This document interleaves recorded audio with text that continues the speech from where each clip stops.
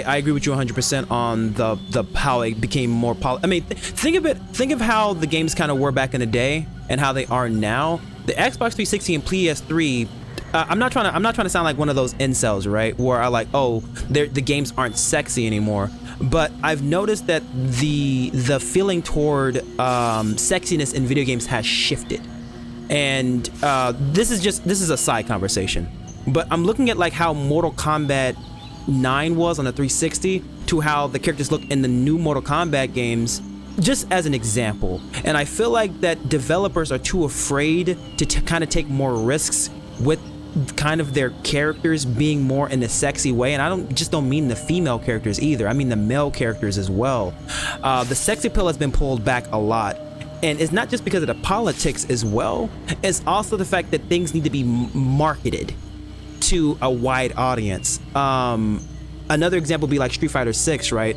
This isn't the best example because I'm glad they actually have the other alternate costume, but Cammy, basically her primary costume is her in the actual pants, but we know that that's not her actual costume. So I know the reason why they had her in that one is for marketing reasons, for like Evo and fighting tournaments and trying to market to a wider audience. I'm happy that they kept her original outfit because, like I said, it doesn't.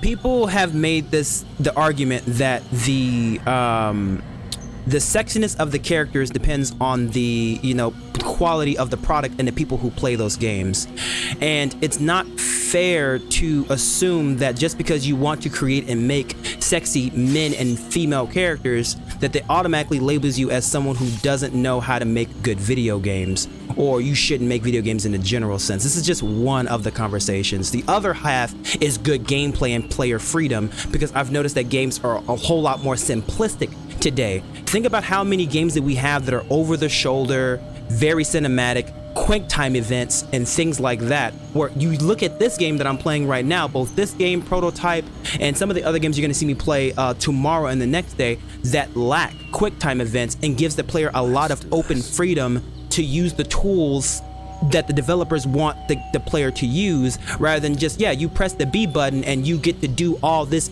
cool shit, and I put that in quote marks, and you can only do it like once during a cutscene. It's like, I feel like gaming has also been dumbed down in a way to market toward a general audience too, because I know that people who don't have hands, who can't play video games that well, tend to not like video games that give you a lot of freedom of movement while also giving you tough enemies to fight at the same time. So it's not just like, oh, well, you're focused on the sexiness of the characters. Like, no, I've noticed that a lot of sex appeal has been taken out of games at the same time for political correctness, while also taking out some of the more freedom of movement and difficult enemies that the games used to have. Player challenge, if I can be more specific. That being kind of like Dark Souls. There is a reason why Elden Ring is still considered one of the best games on the planet, and it's because of the fact it still holds that 2008, 2007-esque type of feel. Even games even before then on the original Xbox or even in Nintendo 64 that had player challenge, Elden Ring still holds that. You know what I mean? From Dark Souls all the way up to Elden Ring, it hasn't changed its formula, it's only improved on it. You kind of get what I'm saying? And so I understand why gamers are so crazy about that, because again, it's a rite of passage to play those kind of games, because they are, I wouldn't even say difficult or challenging. I wouldn't say difficult, I would say challenging, basically, to whereas once you understand the dance of Elden Ring, you can then start to play it a lot more. But if you go into a game and you don't know how to play properly and you just button mash the entire time and it doesn't work and you lose, then yes, I can see most game journalists or even players being frustrated and not wanting to play it at all, and even calling the game terrible, and it plays terrible. And so I feel like that's what happened back in 2000, I would say 7 to like 2012, where a lot of people were getting into where a lot of good games were coming out that gave you a lot of player freedom that people that a lot of the wider audience couldn't really latch on to, because of the fact that it gave you so much player freedom that they couldn't like grasp it. So a lot of games slipped through the cracks and said, oh yeah, this game is fine. X-Men Wolverine Origins, it's an okay game. It's very bloody, it's gory, things like that. But I don't see them talking about how, I couldn't see them talking about how special the game is, the animations, the freedom of movement, the graphics, the feel, the fact they got Hugh Jackman to do Wolverine, things like that. Basically the things that make this game special, because some people don't know how to play video games. And unfortunately, those people were both YouTubers who did reviews and then also game journalists that did reviews. But if you look at games like Grand Theft Auto, like 4, one of my favorite games, it is overly cinematic and the combat is extremely simple. So those games got, or even Call of Duty with their campaigns, very simplistic combat. Anyone can play it. I can see it getting glowing reviews from people. And plus, like I said, we're not gonna lie. Let's not lie and say game journalists weren't paid off by some of these people to say that their games are good. We know that as well. So games like these slip through the cracks. And so EA and Activision thought, okay, then let's just go ahead and push forward with what we know people are gonna like and leave games like this behind, while also becoming more politically correct to basically not piss off the fake feminists, not actual feminists. They don't care about sexuality in video games. They want equal pay. Feminism isn't about female representation in video gaming. Feminism is about equal opportunities for women as employees, while also making sure that men have equal opportunities in employment. It's all about basically employment when it comes to feminism. Make sure everyone's treated equally if they can all do the same job. So if a woman can lift 80 pounds and a man can lift 80 pounds, they should both be able to do the same job. If a woman can lift 80 pounds but a man can lift 60 pounds, the woman should get the job if the job requires to lift 80, because it's not about the gender, it's about if you qualify for the job. And so that's what feminism is more or less trying to fight, and making sure women have equal pay. Unfortunately, the feminism cloud got basically picked up by Anita Sarkeesian, where she said that she's a feminist and hates the fact that how gaming sexualizes females, and so people latched onto that and thought that's what feminism was, and it wasn't. You can look up the actual definition right now. It's all about equal employment and being treated fairly in the workplace and being treated like a normal person, having the same rights as men, making sure both men and women have the same rights equally. Not just women having the rights of men, but men having the same rights as women if they both qualify for a certain job, or in terms of employment. It has nothing to do with sexuality in gaming. It's just the fact that got picked up by these fake feminists, and it made real feminists look bad. So when you say you're a feminist, you know what I mean, it makes you look like you don't want sexuality or those kind of things, or sex appeal in your video games, and it had nothing to do with that. So that got clouded in the gaming industry as well, and so people pulled back. They pulled all the way back on sexuality in video gaming because they didn't want to piss off the fake feminists that come after these games for having those things a part of it, not knowing what the fuck the definition is. You know what I mean? So that was also a huge problem. Hell, when Soul Calibur 6 came out, the fake feminists came out and started talking about how the sexuality in that game was one-sided. And it's like, bro, you're looking at certain characters in that game that are females. Yeah, that's true. But let's look at Valdo for a second. He's hypersexualized, and that's a male character, but you're ignoring that part because it doesn't fit your agenda as a fake feminist that's against sexy women or sex appeal in video games. So it became a big cesspool, which is funny because it's like, so in order for us to have sex, and you can make the argument like, well, Jasper, okay, cool. Well, Soul Calibur does have their sexy, but what about other games like Dead or Alive that don't have sexually appealing males but hyper sexually appealing females? It's like, that's up to them.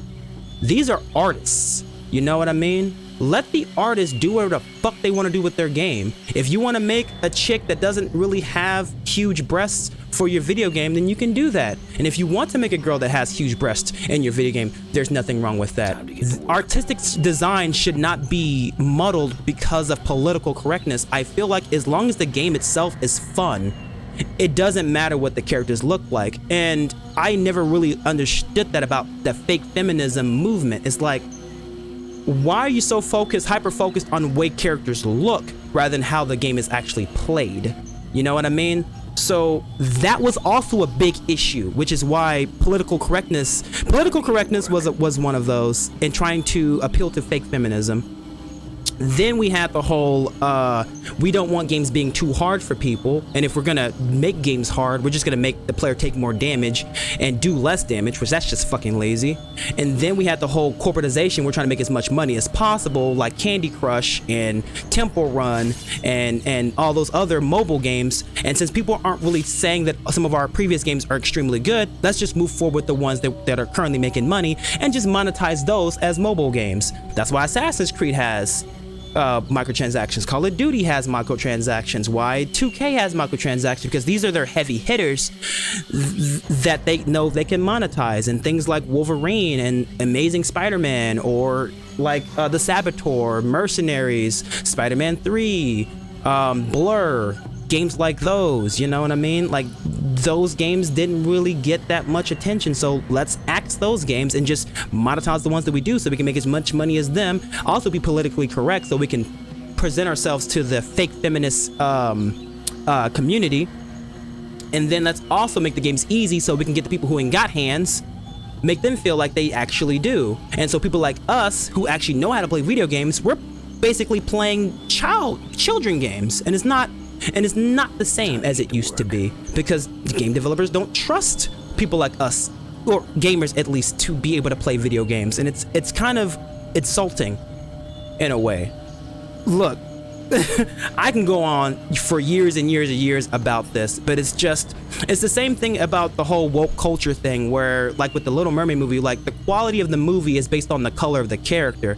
I am not going to get too far into that, but it's like same thing with the whole feminism thing. Is like that those two are together. Like the size of the breast on the character automatically means that the game itself is going to be unfun. It's like, that's the whole point of fucking games, is for them to be fun, not for them to try their best to appeal to the widest audience possible. If a lady with big breasts makes you uncomfortable, or a dude with big muscles or a slender figure makes you uncomfortable, don't play the fucking game.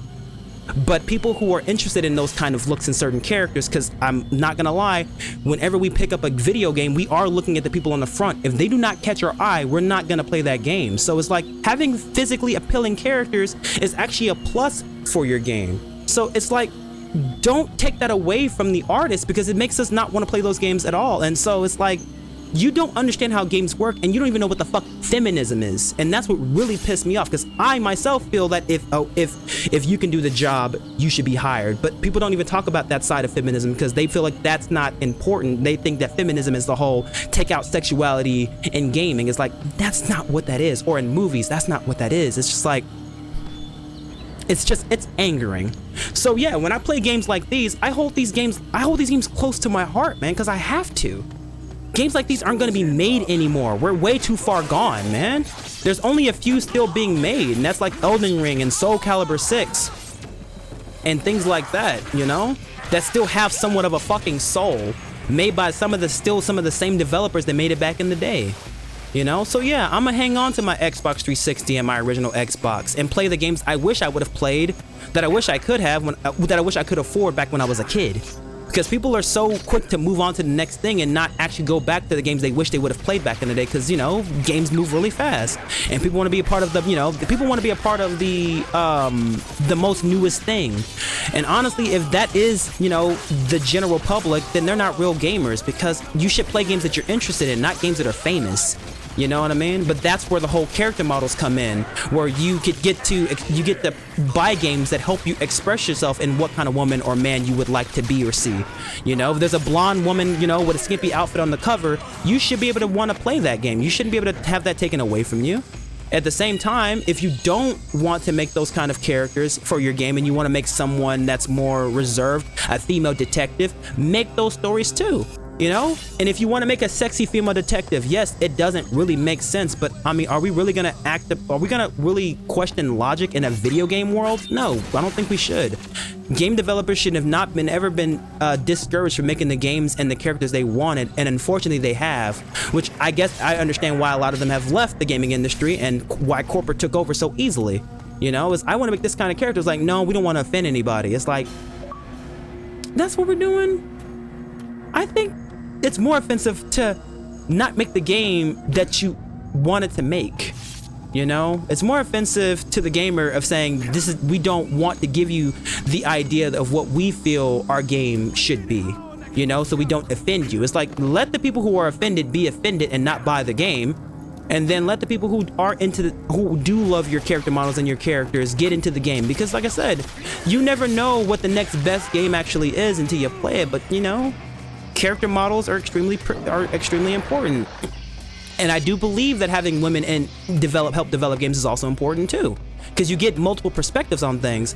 And like I said, even women like sexy characters as well. It's just the consensus on this whole fake feminism thing, or I guess feminism, how people see it, is that women don't want sexy females. Like, that's wrong.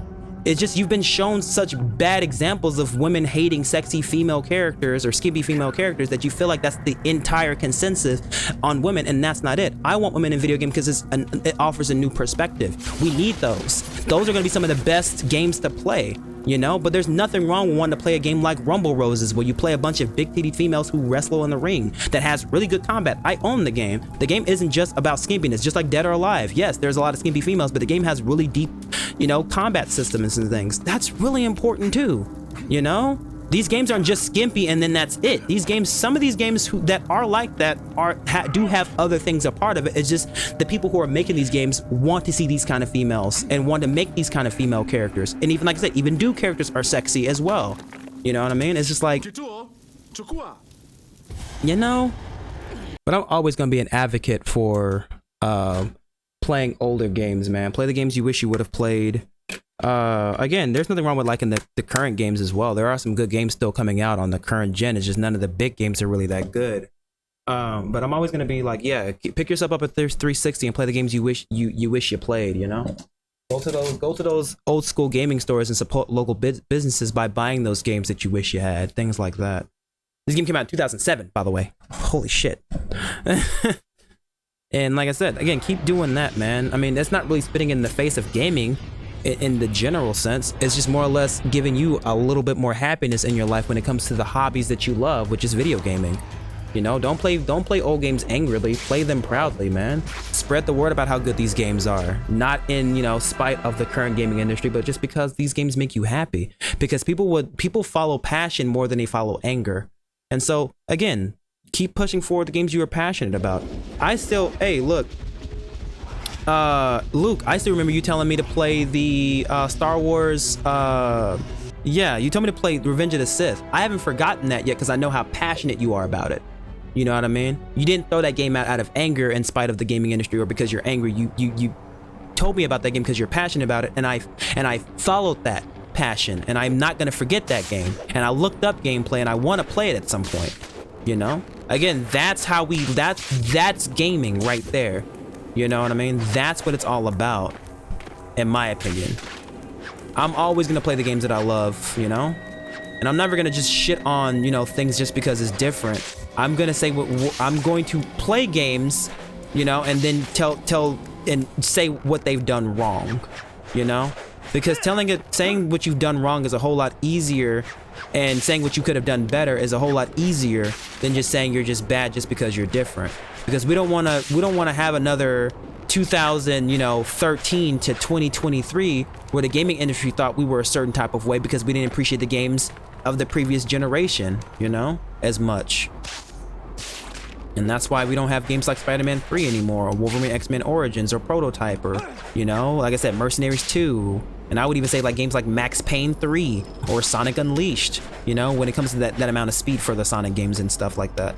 It's just, like I said, it's all different now, you know, because us as gamers, we love these games and we didn't really appreciate them. Mostly the YouTubers and like game journalists, but still. Because I can tell you that a fan's love for something is way stronger than a YouTuber's. It's just that I know children usually blindly follow their YouTube overlords because, again, you made me laugh.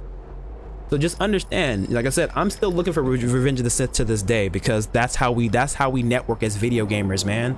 That's what gaming is all about, sharing our personal stories and wanting to, you know, have other people experience the things that we experienced, you know? Not every game's gonna hit, but at least we're talking about our passions, man. Fuck. I love this shit.